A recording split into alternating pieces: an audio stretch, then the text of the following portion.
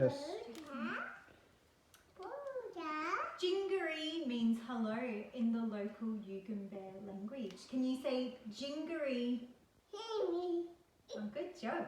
Today I brought Uncle Bob, an elder, with me, and we're going to learn a little bit about some First Nations people.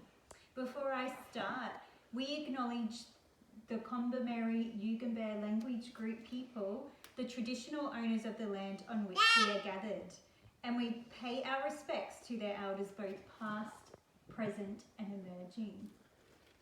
My name is Mrs. Hawkins, and I'm going to talk to you about the Aboriginal and Torres Strait Islanders who first lived in our country. This is the Aboriginal flag. Can you say Aboriginal? Aboriginal. And the Torres Strait Islander flag. Okay, we're going to put those down now. Sit in. You can hold this one, Carter. You can hold this one, Carter. And you can hold one, Jackson. Now, Uncle Bob is going to tell us a story about a place where he grew up. Now, Uncle Bob is my great-great-granddad, and his people used to live in a special place called Great Keppel Island. Can you say island? And it was a beautiful place. Lots of children lived there. They loved going to the ocean. And in the ocean there were lots of fish. Lots of fish, and it was beautiful. They loved swimming and fishing and camping and learning from their elders. What about the sharks? How to live on the land. So they showed them how to hunt. They told them stories from the past, and they taught the children all of the dances. Here are some of the children. Can we see?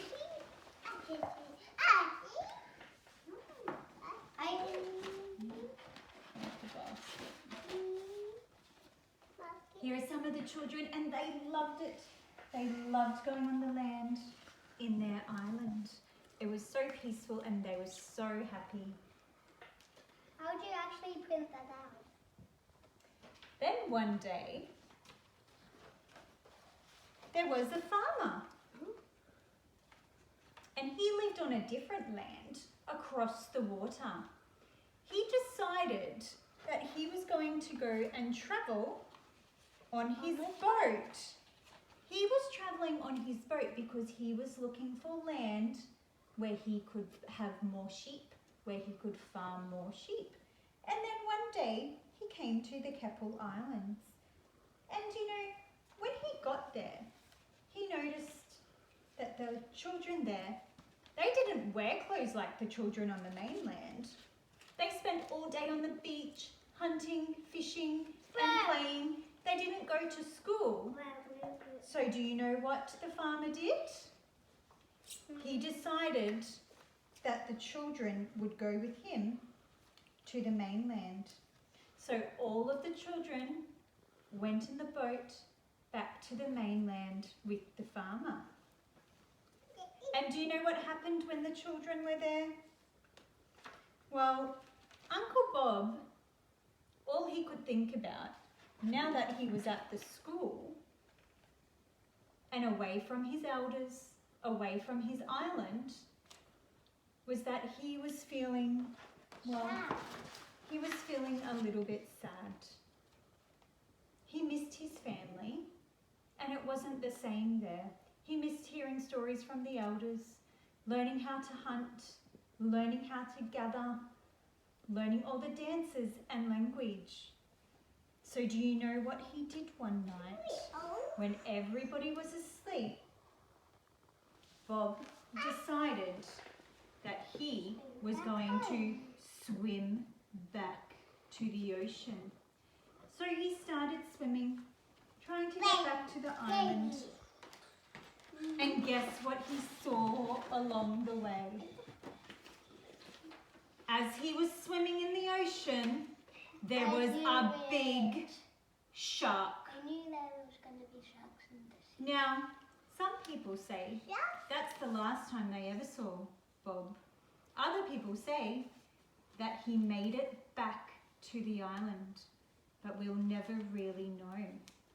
But what we do know is that this island where Bob grew up with his elders on his land, on his country, was a very special place to him. And the people he loved there, all of the elders and his family, were very special to him too.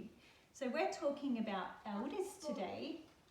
In our days, in Aboriginal tribes, we still have elders who are the older people that teach us and share things with us. Yeah, the monkey. And they don't dress like Uncle Bob anymore. They look different today. Elders could be teachers that teach you things.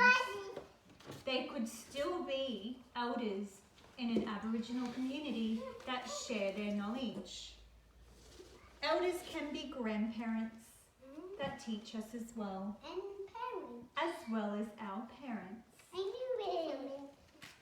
Now I'm going to show you, this is the special elder in my family who is a Wapabara woman. This is my grandmother, Auntie Tarita, and she is the elder that has shared this story with me. And she's also very special because she used to play soccer when she was young, and now she's going to be the first Aboriginal lady that ever got to play soccer in another country. So who is special to you? Your mum? Can you say mum?